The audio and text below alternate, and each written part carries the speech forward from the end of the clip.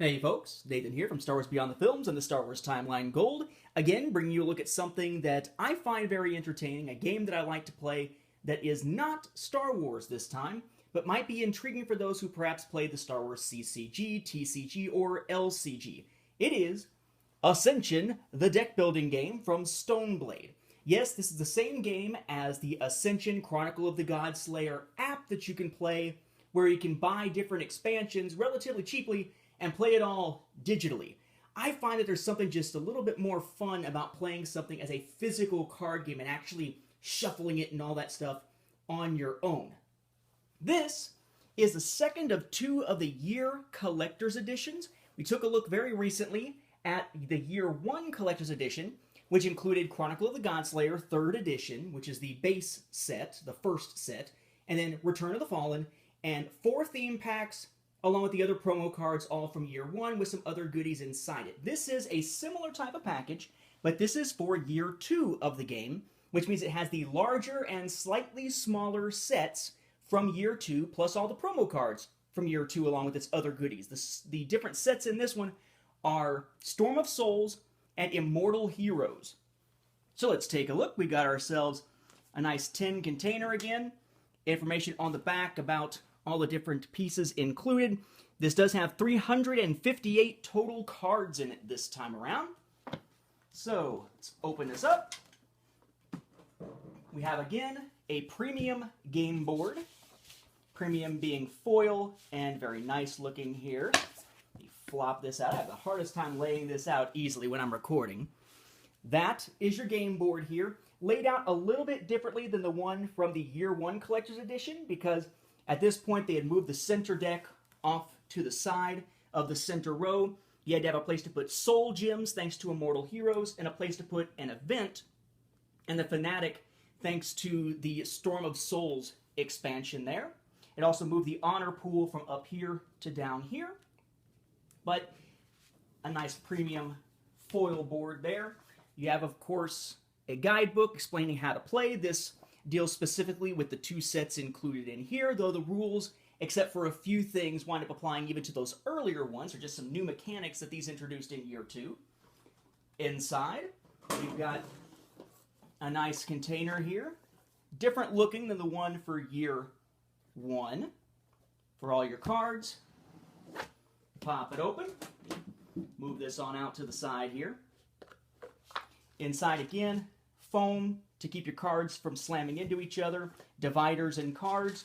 You have your 70 honor tokens, again red to represent 5, and a white one or a clear one to represent 1, again just like with the previous set. And again, you have a little bag to put them in, and the bag is designed to have the similar color scheme, albeit with white instead of foil, to match the game board there, which I kind of like. I like that aesthetic aspect there.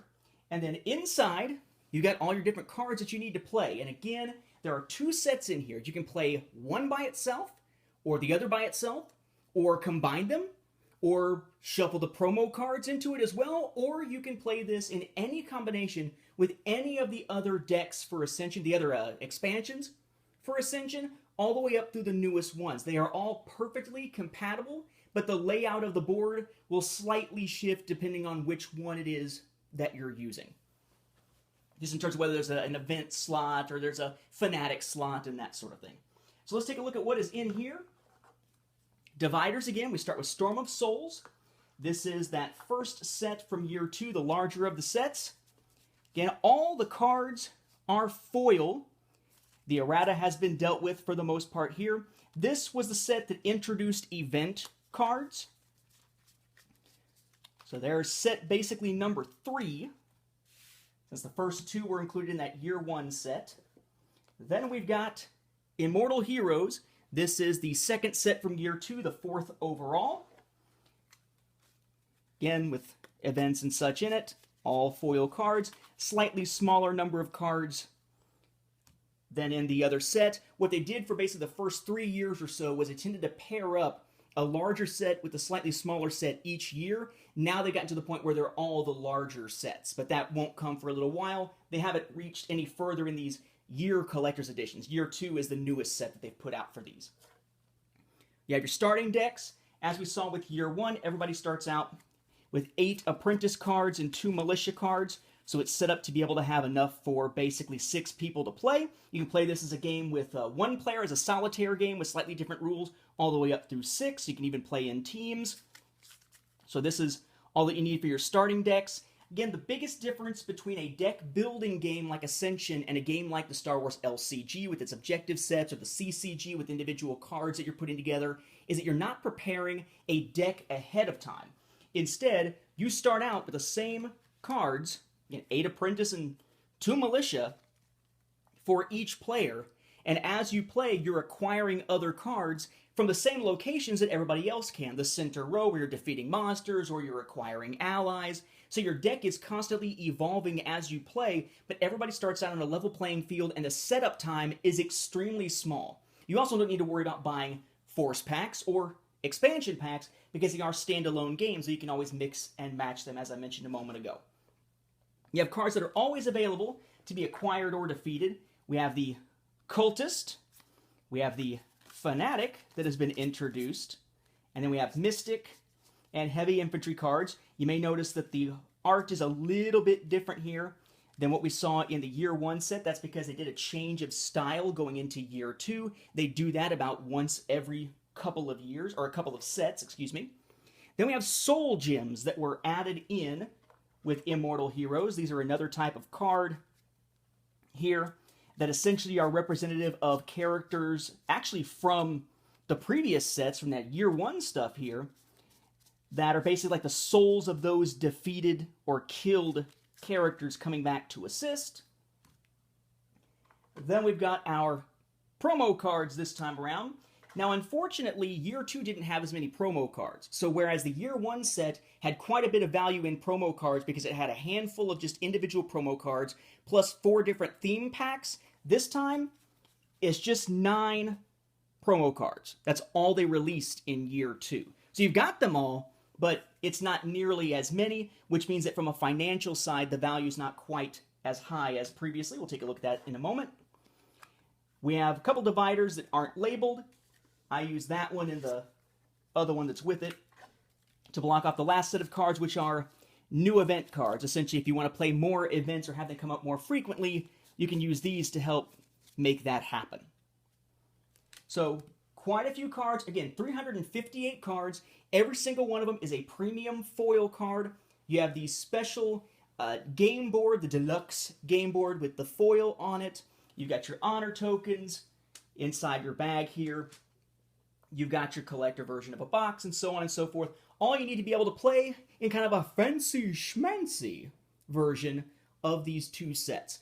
Now, from a value standpoint, I would point out again that it's a slightly different value than the other set. This, again, is going to be $100 retail, or you could get it on, say, Miniature Market for about $65. Yes, right now they still have some of these. I did get their last one from year 1, but hopefully they'll replenish that stock at some point.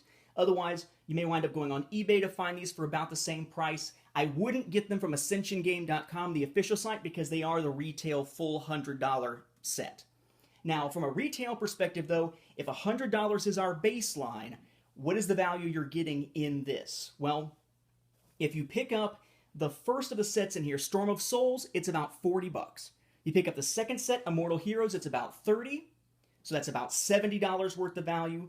Plus, you've got your promo cards, 9 of them, which run about $2 each, so another $18. So you're looking at about $88, give or take, worth of value in terms of just the cards. But they're foils, you've got dividers, you've got the bag with the tokens and the containers and everything.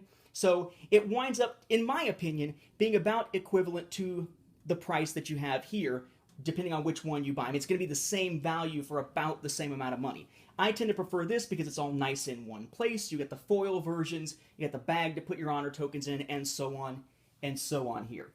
Not quite as high a value, I would say, again, as the previous set, because the previous set did have the 4 theme packs that tend to run about $5 each. So you had about another 20, or excuse me, 16, no, 20. Oh, man.